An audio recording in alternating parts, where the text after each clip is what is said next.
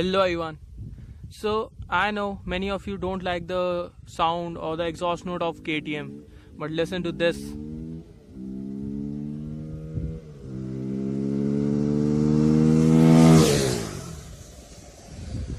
So he's my friend Shivansh, and what he has done to his bike is he has installed a K&N Air Filter. So what that does is increases the performance of the bike and makes the bike sound more bassy. So if you want to buy it, link will be in the description, and this is how it will look on your bikes after fitting it. If you want to see how to fit this thing on your bike, there will be a link in the description of my friend's video. So please do watch that video also. Thank you.